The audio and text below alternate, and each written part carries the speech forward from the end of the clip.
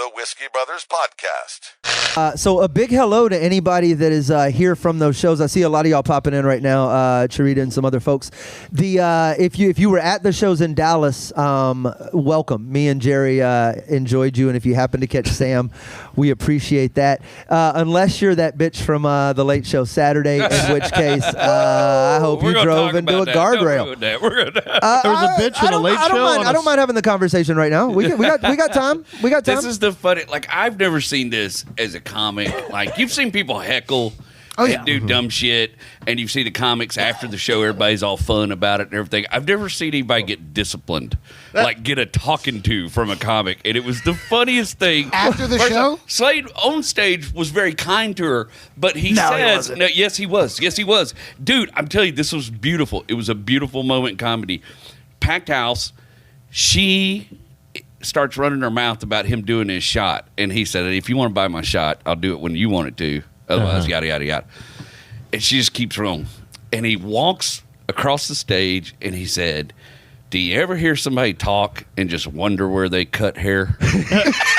And the crowd, boom, hits. And he said, no. Then he follows it up. He goes, it's the main event, but it's spelled like M-A-N-E, not M-A-I-N.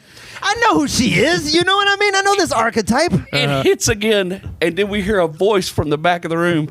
I am a hairdresser. And the crowd explodes. I mean, fuck out of here. Bro, it was the called shot. It was the called Reggie shot. Jackson. Yes, sir. It was the Reggie Jackson. Dude, I was crying. But that's not even.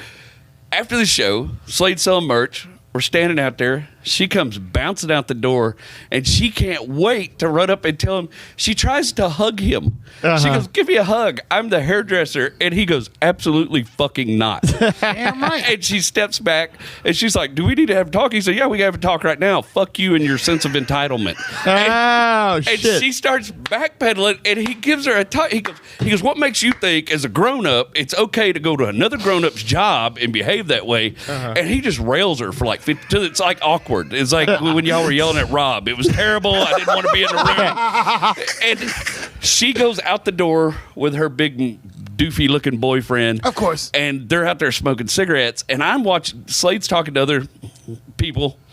And I'm watching this dude because he's just one of the, just a dumb Dallas fuck. Yeah. You can just tell he has a tap-out shirt. By the way, I was like, how did you guess she was a hairdresser? How did you pull that out? And then he said, doofy-looking boyfriend smoked cigarettes. And I was like, I guess both of those. But he couldn't even see him when he did it.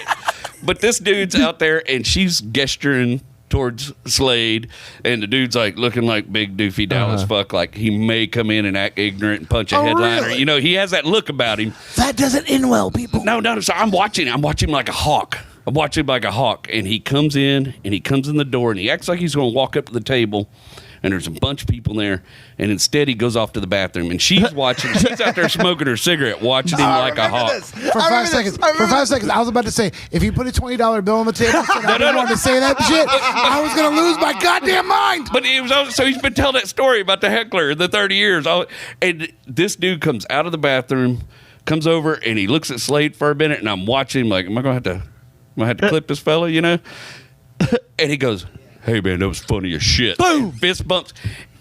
That's not, dude, when he fist bumped Slade, I watched her eyes narrow, and she took a long drag off that cigarette, and he walked out the door, and she was on him like a hyena. And they were walking around the thing, and she slapped him in the back of the head. And I was like, dude, it's going to be the shittiest car ride home.